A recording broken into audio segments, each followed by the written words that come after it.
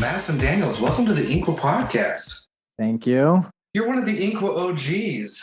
So yeah, I guess I am one of the InQua OGs, even though I haven't written anything for the site since the pandemic started. You've been busy with environmental activism and finding a new job and watching Marvel movies. All of the things, yeah. Those sound like the important things. I like that. Those are the important things. The most important things in the world. You want to give a little intro on yourself, where you grew up, where you're living, what you like about movies? Yeah, my name is Madison Daniels. I grew up in Utah in the Salt Lake City area, where I currently also live. My background as a person is I love the desert. I love the outdoors. I'm big into hiking, backpacking, rivers, and paddleboarding, and all this stuff. I really like movies because I really love stories. You know, growing up, I think that there were a handful of movies, books, and TV shows that were really, really crucial for me and kind of my identity formation. And I just love stories. And that's what movies are. Movies are great stories. And I think there's I don't know what movie it is, but it's a Steve Martin quote. And Steve Martin was playing a character in the movies, and he says that he's like, all of life's riddles are solved in the movies. Like you should watch more movies because all of life's little riddles are played out in the movies. And I love that. I know we had you on today because you and I talked a little bit recently about this paper you did a few years ago. Wonder Woman is officially getting recast. So the Patty Jenkins Wonder Woman universe is done. I know we both love the first one, and you wrote a pretty good paper about, well, I'll let you explain what it's about. Yeah, well, first, rest in peace to Gal Gadot as Wonder Woman. We'll all miss you so much.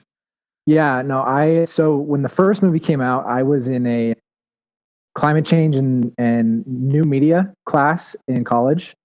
And so it came out in, I don't know what, March or April or something.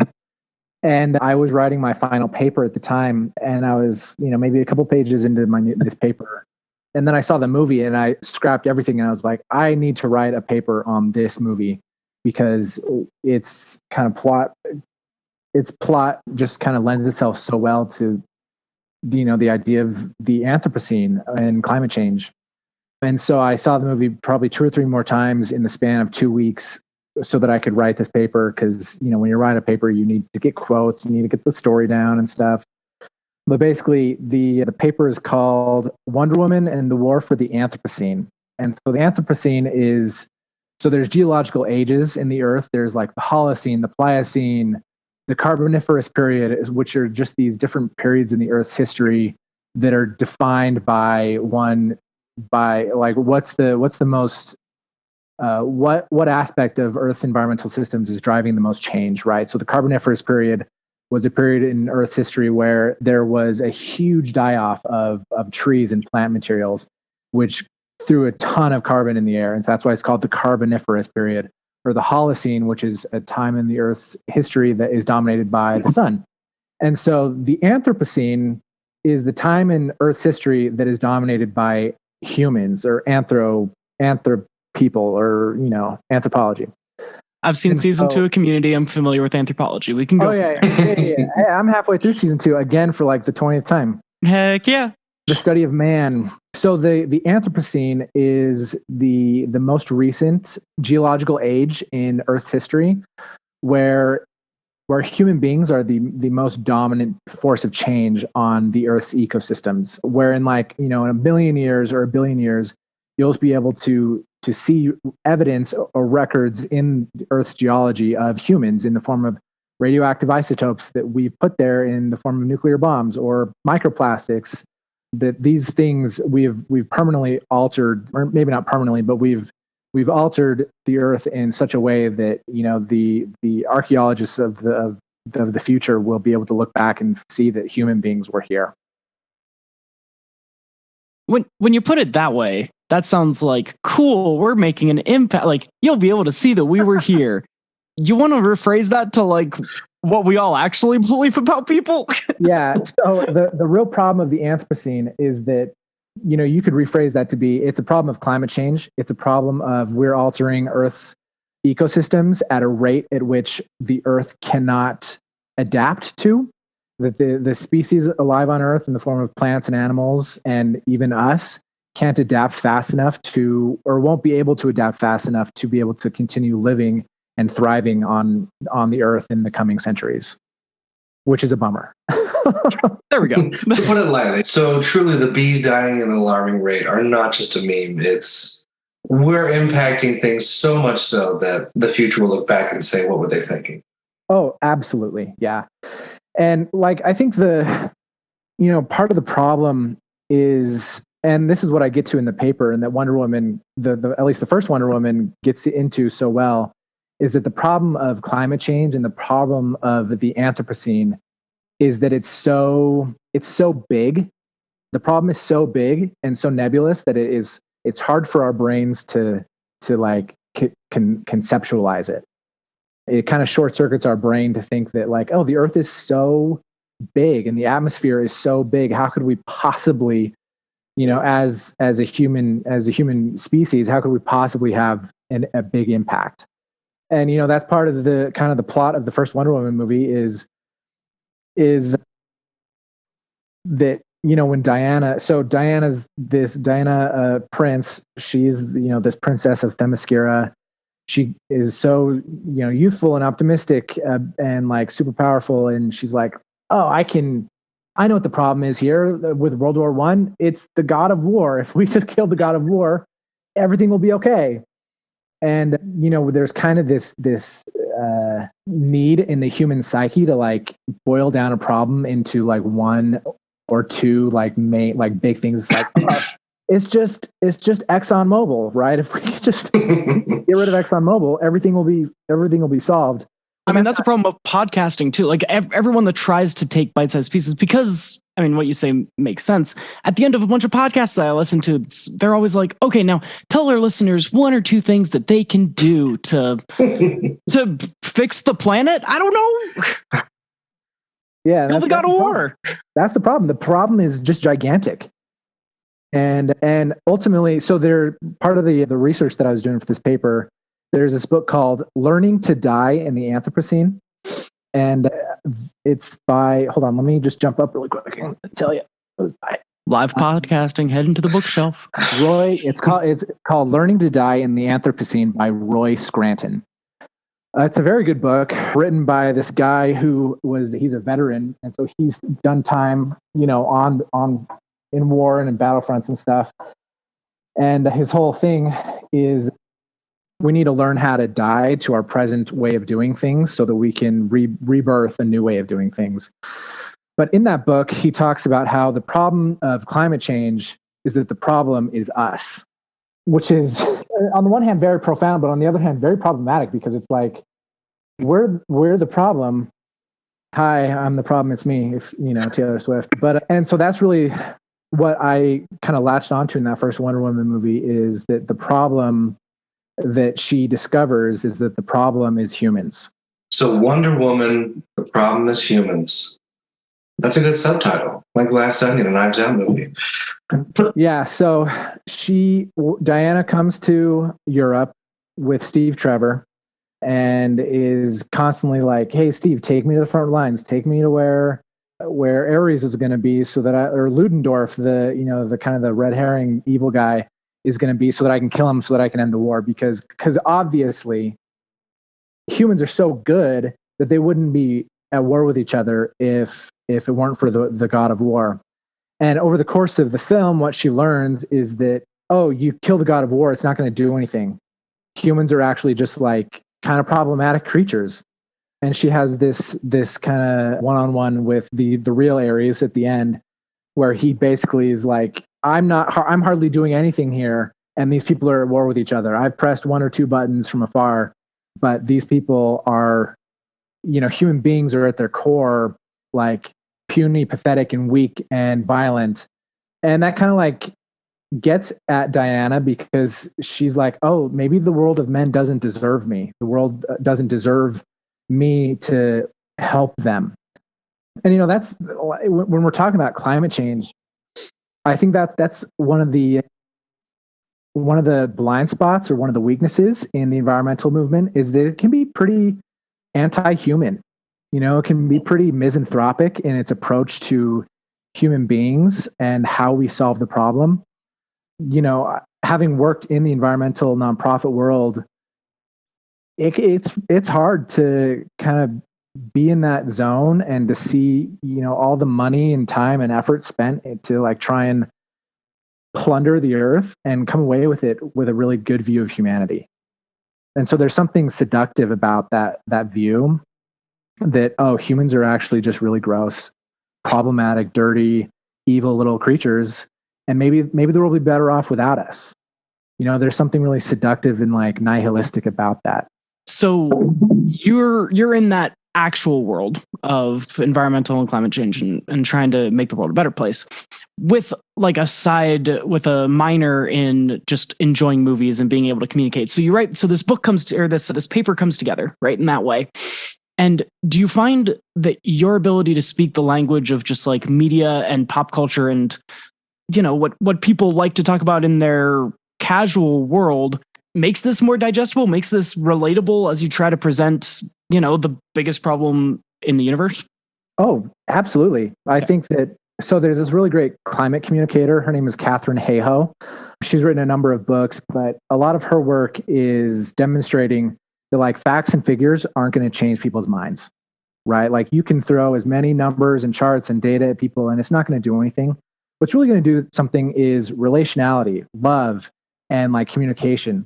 And I think movies and media and symbols and stories are part of that process, right? Because climate change and the problem of like, what do we do about it is so grand, it's so effusive. But if I can kind of see it mirrored back at me through a story with characters that I can relate to, all of a sudden it's like, it's like you can't see something on your face unless you use a mirror. And stories are a mirror. Stories and media are a mirror for us to be able to see things about ourselves that we might not otherwise be able to see. Madison Daniels, did you see Don't Look Up last year?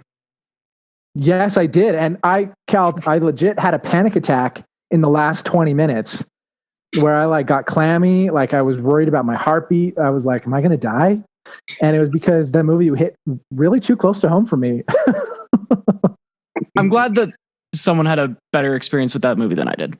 I don't know if it was a better experience. It was an experience for sure. An effective, like that's what Adam McKay was hoping that people would, get. Maybe not, like he's not wishing harm on people, but he hoped that it would actually resonate. And so, the idea that movies and media can communicate better than just telling people that people are shit, like, makes sense. Well, and like you're pointing out, it's coming through Wonder Woman. It's not coming through like backdoor indie $500,000 budget with the most blatant screenwriting known to man of like, why would humans kill ourselves? We suck. It's presented in a different way and has a happy ending at the end of it, right? Yeah, I mean, and honestly, like that's kind of why, and this is kind of just a tangent. This isn't about Wonder Woman, but why James Cameron's Avatar movies, I think, are really important movies to be made at this point in human history. Like, maybe they're a little racist. Maybe the storytelling is like a little vanilla, but to be able to create a story that can help people fall in love with nature, that's a really important piece of media to create. Even beyond just its discourse on colonialism and imperialism, like you're saying, it's a movie in which like nature's alive. Nature has a natural reaction to balance itself. And I think often, like you're talking about climate change, we don't see nature as anything more than like, it's the wind and the leaves. It's not like a living, breathing thing, which the planet is. And like you said, we're actively killing it and it will do things to correct. I mean, maybe we do another episode talking about Avatar because I could go on and on. Because like, a lot of the stuff that they're talking about in Pandora, like, there's a connection between the trees, like that stuff is real. They're just taking real live, science about our world and applying it to Pandora. And it's like, come on, guys, it's active, it's real. This is our world. So I think that a seductive response to the problem of climate change is humans are evil and that we need to go. But that's not helpful. That's not going to get people on board, right? That's a really kind of nihilistic, misanthropic way to go about solving the problem of climate change. And I think that what Wonder Woman does a really good job of is presenting an alternative solution. There's a really probably kind of the emotional climax of the movie is the final little conversation that she has with Steve Trevor. You know, she's gone to this German airstrip and has killed Ludendorff, who she thought was Ares, and he wasn't. And she's like, why are the people still fighting? Like, the god of war dies, you should end the war. And Steve is like, he's like, Diana, I wish that there was just one bad guy that we could kill and end all this. But he's like, but it's not that simple. And he's like, you don't think that, like, after everything I've seen, being a spy in the war and seeing all of the travesties that both sides have done to each other, that, like, I wish that there weren't one bad guy to blame. He's like, but there's not. And Diana's like, the world doesn't deserve me. And he's like, it's not about what people deserve. He's like, it's about what you believe, what you want them to be, what you're willing to look at and see. And I think one of the best parts of that scene is that Steve is like, maybe I am part of the problem. Maybe me, Steve Trevor, the good guy, the American, hero, is a part of the problem. And he's like, and he recognizes that. And I think that is a crucial piece, because what it is we need to look at ourselves and be like, oh, we're a part of the problem. Yeah, I can blame, like, don't get me wrong. We ought to blame Fortune 500 companies, the top 100 emitters. We ought to absolutely blame them and hold them accountable. We also need to look in the mirror and see that we are a part of the problem as well. And then when we can do that, that helps us square up to it in a more mature and holistic way, I think. And so then, Steve, he leaves because he's like, I've got to do something. And Diana's like, well, maybe I don't need to do anything. And then she just sits there, and then eventually she rejoins the battle. But what Diana ultimately comes down on is what Steve is like, it's about what you believe, and it's about love. And that love can potentially save the world. It can change the world. Because what love does is that it, instead of looking out at the world as good and bad and doling out, you're good, you get a reward, you're bad, you get a punishment. What love does is love looks at good and bad, and it says, I'm going to give you love no matter what. And it says that the proper reward for goodness is love, and the proper reward for evil is good as well. And that it returns good for good and evil for good. And that is the energy that can solve the problem of climate change, because it looks out at the world, and instead of thinking, what can I extract, what can I take, it's what can I give, and how can I heal. And don't get me wrong, like I said, there's a huge room for truth and reconciliation in the form of oil companies and corporations who've done a lot of misinformation. But I think that's part of the loving process, right? That's love from them, love from us, is to be able to size up the problem and size up accountability, but to not glory and bask in human evil and misanthropy. And that, yeah. So I'm starting to sound like a real tree hugging hippie to say that love is the thing to pull us through. But it's a mindset, right? It changes your eyes. Because if all you think is that humans are part of the problem, which we are, but if that's all you see, you're not going to be inclined to do anything about the problem in a productive way. Well, who are some people or groups or companies who are doing what you're talking about? Yeah, so I would highly recommend this book called Braiding Sweetgrass by Robin Wall Kimmerer. She's a botanist and an indigenous person from the Midwest. And in the book, she braids together the stories of botany, of science, with the indigenous ways of knowing plants. And hers is a very optimistic kind of reading of the problem of the Anthropocene, in that she says that humans are here and we need to be able to imagine a future in which the human and earth relationship can be mutually beneficial, where the presence of humans can be a benefit to the overall earth system and not just an extractive problem. Braiding Sweetgrass is a really good work in seeing how humans can be good, or the humans can be a beneficial part of the human earth relationship. In terms of like groups and organizations, I will always say that, the nonprofits you want to work with are going to be the ones that are small and local. Like the Sierra Club is great, but it's really big. And so its mission is a little bit more diffuse versus like whatever environmental nonprofit you have in your backyard dealing with the specific environmental problems of your bioregion is going to be really impactful. Oh, and James Cameron in Avatar, he's just he's a great example. Yeah. I mean, the man loves the planet. He's built those submarines. He's done all those documentaries. In terms of media, instead of books and organizations, I would say look to stories where your protagonist is not trying to return the world to the status quo, but is trying to transform the world. Because I will say that is probably the downfall of Marvel movies. As much as I love them, and I do, the heroes are trying to return the world to the status quo, and they're using their powers to keep the world the way it is, and not to transform it. And often it's the villains that are the ones trying to transform the world. Interesting. Yeah, and so like that's why, like I love Marvel movies, but I'm really like I would love a big budget movie where it's about the heroes are trying to use their powers to transform the world in beneficial ways. As a last word on that, I think that Tristan, that I love spirituality, right? And yep. One of the tenets of like Eastern spirituality is this idea of detachment or non-attachment, and it's really kind of sometimes misunderstood idea where you can be like, oh, I'm so far removed from the world that I'm untouched by everything that happens here. But there is a sense of doing your work and letting go of the results. Right? Like you can't control the results, but you can step up and you can get your hands dirty in the solution, and then just being satisfied that you showed up and you did something.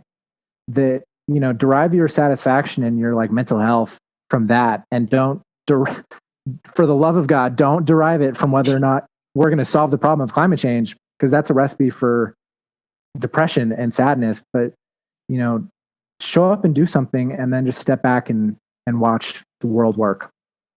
I love it. What a good note to end on. Madison Daniels, thank you again for coming on the podcast. And thank you guys. I'm taking a bow right now. And we'll have you on again soon.